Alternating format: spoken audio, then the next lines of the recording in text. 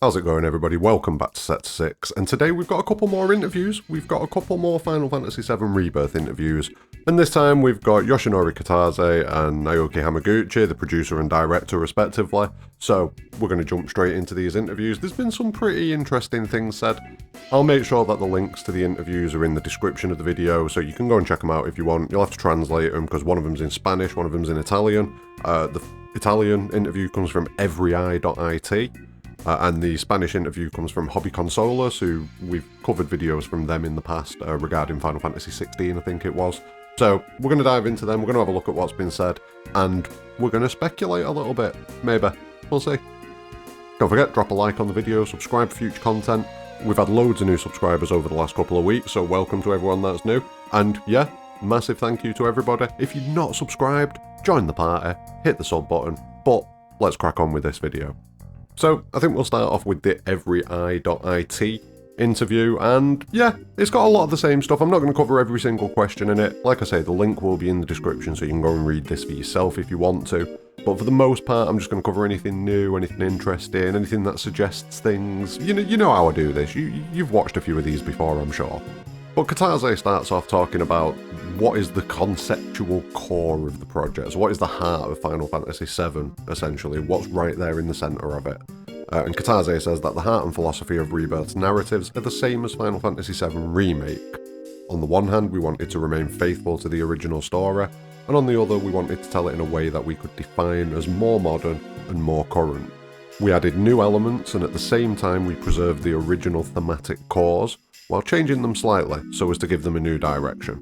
So very much the same sort of thing, pretty much laying it out there, as they have done a few times already, that we can expect more of the same from Rebirth as what we got from Remake. So it's going to be very similar to the original, but there are going to be some changes. Some of them very surface level and, kind of aesthetic maybe almost in a sense, or not massively pertaining to the main narrative, but there's also going to be some changes to the core of the narrative as well. So yeah, very much the same sort of thing we got with Rebirth, and pretty much what we're all expecting. And he carries on in the next response statement. It's not really structured as an interview, this one. It's more an article with statements from Kitase and Hamaguchi kind of interspersed throughout it. So it's like they've done an interview, but then instead of just giving us the interview, they've done an article based on it. But yeah, Kitase carries on in another statement. Wanting to go into more specifics, the theme of destiny in the remake trilogy took on a slightly different meaning. The questions that need to be asked are, how immutable is what establishes destiny? How far can we go to fight it? How much of what we do is the result of predestination, and how much isn't? Obviously, to have the definitive answers to all these questions, you need the complete picture, and therefore, all three games. However, there is an additional theme that will be explored in depth in this second chapter, and that is the bond, the relationships between the characters. And this is something that's very cool to hear. Like, obviously in the original game we do focus on the characters and their relationships a little bit, but there was limited space, the game was already spanning 3 discs, things like that probably stopped them going as in-depth as they could have done with character relationships, whereas now they've got that opportunity to deep dive into everything. And I'm sure a lot of people will have immediately gone to, oh, Cloud and Tifa, oh, Cloud and Aerith, but not even just that, like the other relationships that go on between the characters like Barrett and Sid and Vincent and Kate Sith and all of those characters, Yuffie, like just all of them. The relationships that grow between them. Cloud and Barrett end up with a pretty solid relationship out of it, and it'll be fun to see how that grows. So I'm very into this focusing on the relationships between the characters, because if anything does end up happening to anybody, if we have focused on those relationships a lot more throughout the course of the game, that's hopefully going to lead to a bigger narrative impact and a bigger impact for the gamer, you. So yeah, working on these relationships between the characters and fleshing them out a lot more can only be a good thing. And then Naoki Hamaguchi elaborates more, and he says that one of the main themes of this second part of the trilogy is the bond between the characters. It's already been announced that the conclusion of this story will be in the Forgotten Capital.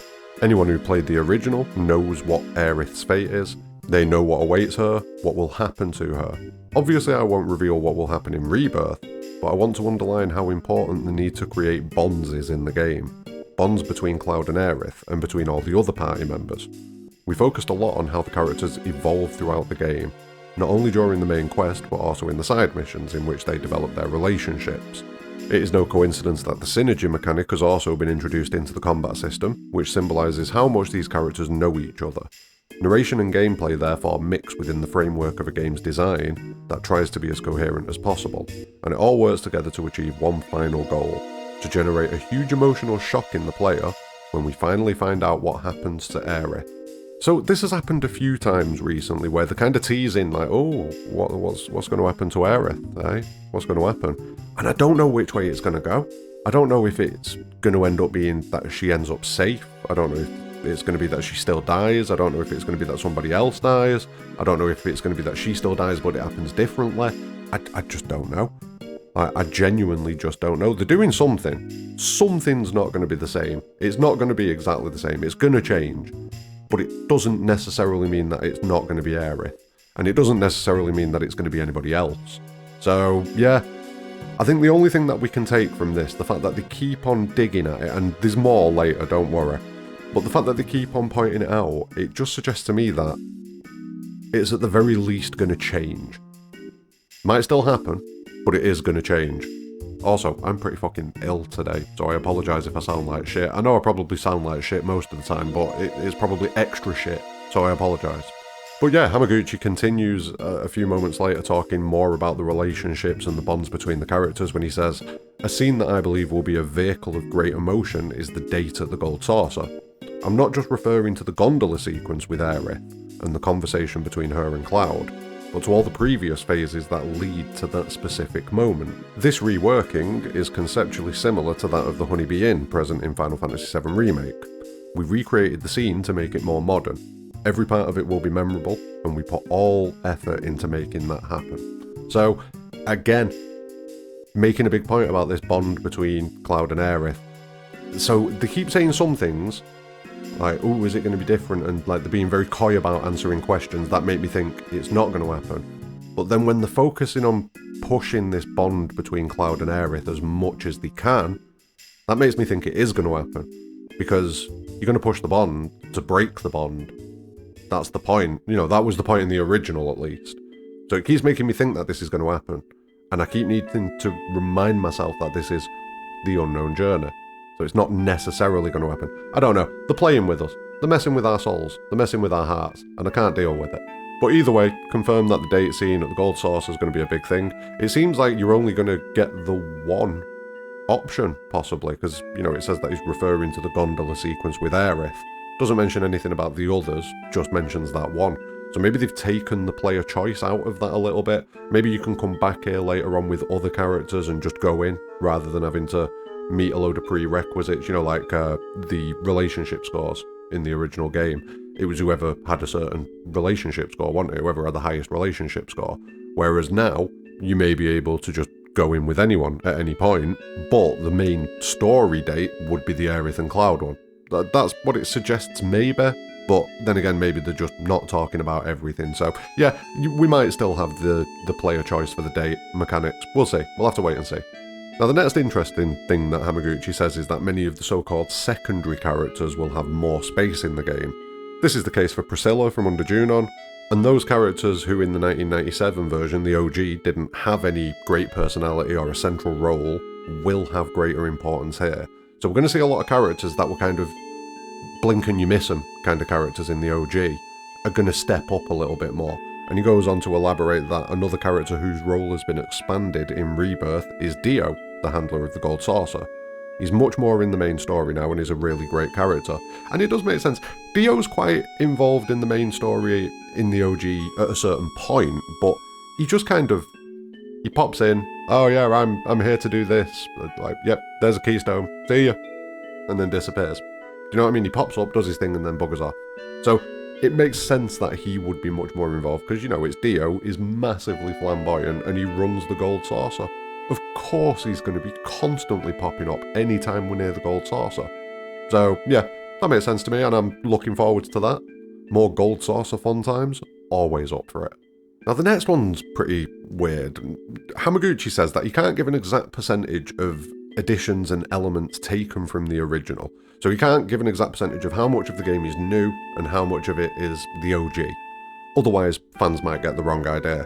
And he's completely right, we will get the wrong idea. But he does say that in the same way that the whispers in the first chapter led to fans asking, what's going on here?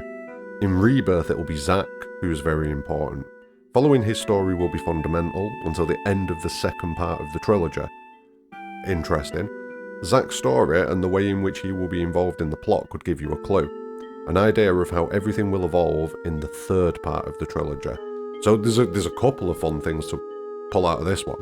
So I did a video about a year and a half ago now, something like that, where I suggested that Zack could actually end up being the new Whispers.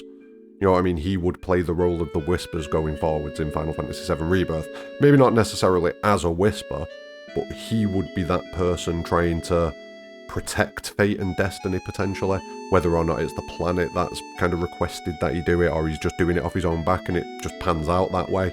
I don't know, but I did a weird video about it ages ago where I kind of speculated on that. And here we are with Hamaguchi saying, in the same way that it was the Whispers in Remake, in Rebirth it's Zack. So that's quite interesting. I'm happy that that's come about because I speculated about that quite a while ago. I don't think it necessarily means he is going to be a Whisper, but it kind of just means that he is going to be, in the same way that the Whispers were the big suspicious thing in Remake, and they were the thing that we had a lot of questions about, and they were the thing that kind of came to a head at the end of the game and kind of brought everything together. I feel like Zack's going to be the same thing for Rebirth, and we've pretty much had that confirmed now by Hamaguchi, so that's good. But the other thing is, it's probably a throwaway comment, it probably means nothing, but pay attention to Zack until the end of the second part of this trilogy. That suggests that Zack isn't really going to be that important beyond the second part of this trilogy, or is that just me reading too much into it? I don't know. I think that's me reading too much into it. It's a translation as well. So it's probably a translation of a translation, because someone will have translated their response from Japanese into Italian, and then I've translated it from Italian into English. So yeah, no, I'm reading too much into that, but it's interesting. A little bit interesting. Oh, is Zack going to kind of burn bright for part 2 for Rebirth and then be gone for the final part? Definitely possible. Now, the final thing that I'm going to take from this interview is a comment from Hamaguchi again. Most of the things have been Hamaguchi, actually. But he's talking about the choice to allow the player to control Sephiroth, and that was made after creating the flashback sequence with Cloud and the Soldier. We asked ourselves, how could we add a sort of surprise effect at that moment? Controlling only Cloud, with Sephiroth managed by AI, would not have returned the emotional impact that we were trying to achieve. We wanted the player to feel more empathy with Sephiroth, and that's why we believe that making him playable was the best way to create a bond with the user. After the flashback, in fact, the players begin to witness the corruption of Sephiroth, and he goes from being the legendary soldier to becoming an evil creature. I repeat, having Sephiroth as a playable character is the best way to allow the player to understand his point of view, and thus adds an additional emotional layer to all future encounters with the character. And wow, this connects back to the video that I did about a week ago, where there was a big conversation that kind of popped up on Twitter about, can Sephiroth be redeemed? Is there a redemption arc for Sephiroth? And I kind of said that I don't think they're trying to create a redemption arc for Sephiroth, but they're trying to make us empathise with him. They're trying to make us understand why he has ended up how he has. You know, what pushed him to this point? What was it that broke him, basically? And between what we've seen so far in Remake, what we're going to see in Rebirth, and what we're seeing in things like Crisis Core and the First Soldier, like this First Soldier story could easily pick up and show us a more empathetic side of Sephiroth. And also, if you've not been playing Ever Crisis, you can watch the story breakdowns for all of the First Soldier chapters on my channel. But I've got the first 3 up, chapter 4 will be going up tomorrow probably, and then I'll get chapter 5 done later on in the week, so that'll be all up to date.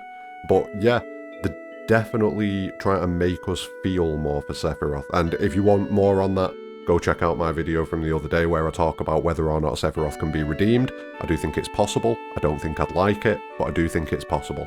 But at the very least, they're trying to give us an empathetic and sympathetic connection with Sephiroth, 100%. But that's the end of the everyi.it interview. And there was some pretty cool bits in there. I enjoyed that. It was a good interview. There's a few talking points in there. Let me know any of your thoughts in the comments below. But we've just got one more little bit which comes from another interview which was done by Hobby Consolas, which is a Spanish publication. Like I say, I'm pretty sure that we've covered some stuff off there before around Final Fantasy 16. I'm pretty sure we did. But yeah, they did the same thing. They've got Hamaguchi, they've got Kitase, and they've asked him a few questions. Now, They've not released all of the interview. They've literally just released 2 statements from the interview at this point, but apparently the rest of it's coming over the next couple of weeks. What I might do is I might leave this one alone after this until we've got the whole thing and just go over it in one video, see if there was anything new. But in this one, there's 2 questions. And the first question is, the ending of Final Fantasy VII Remake makes it clear that anything can happen from here on out, the unknown journey. Can you explain why you decided to tell this new story instead of retelling the original? Were you worried about the fans' reaction to the changes? So I'm already getting the vibe that this interviewer is in the sequel camp. That's what I'm thinking. But Hamaguchi responds and says, yes, I can definitely answer that. There is a very specific reason we decided to go in that direction instead of replaying the original and its story. Even if we decided to recreate the game completely without changing anything, there would be some surprises and new discoveries that we could put in there for the players. When converting the presentation, the low-resolution polygonal graphics of the original, when reproducing them with modern, highly detailed techniques, some people will notice new things, like, oh, that was supposed to be like that. I didn't remember, but now I know what it's really like. And it would be fun, but it wouldn't be enough. As a work of entertainment, we want people to not know what is going to happen at the end, to have suspense and feelings of doubt, of not knowing where the story is going. Final Fantasy VII is a very famous story. Many people know how it ends and what happens. So there would be an absence of motivation, commitment and suspense if we didn't generate doubts. That's why we introduce all those elements, like Zack for example, or the Whispers. I think that in this way, we have managed to create a truly entertaining game. And I kind of agree, I'm 50-50. I would have loved just a straight up retelling of the OG, with all the shiny new funky stuff that we have in modern day gaming. I'd have been down with that. They could have kept it turn-based and I'd have preferred it if they'd have kept it turn-based. Like genuinely, I was down. Not one for one, but a remake with expansion. That's what I was down for. This is more, but I'm still down with it. Like, I am still down with it. They've done good so far, so I'm in.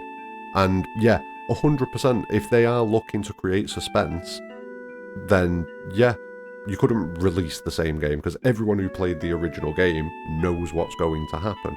But it wasn't for that a lot of us wanted it remade. Do you know what I mean? I get what he's saying though, 100%. 100% get what he's saying, and he is correct. You would not have that feeling of suspense that, oh, what's going to happen here, if it was just a straight up retelling. By adding these new narrative elements, they've thrown a lot of doubt into a lot of things. And that leads into the next question, which is the interviewer asks, the original game includes the death of an important character, something that usually causes great surprise in all stories, but it has become the best known death in the history of video games, so we would have to do something new in that sense to surprise, right? And Kitase and Hamaguchi don't answer. So, again, this is another moment where they're not really saying, yeah, it's going to happen, no, it's not going to happen. They're just clamming up about it. Like, they'll hint towards it, with, like, in the previous interview where they were talking about, oh, that thing that happens at the end of disc 1, is it going to happen the same? But when someone outright says, oh, you've changed it though, haven't you? Like, you'd have to do something different. Based on what you've just said, you'd have to do something different in order for it to surprise. And Kitase and Hamaguchi are just like, oh, nope. Don't know what you're talking about. La la la la la. Not interested in answering that question. So, yeah. It's a pretty fun one. I'm looking forward to it. Like, we'll find out in, 3 months? 3 and a bit months? We will find out what the deal is. And I'm sure it is going to be different. I still don't necessarily think that means that she'll survive. I personally think that she will, till later on in the game. I don't think we're going to lose any characters in part 2.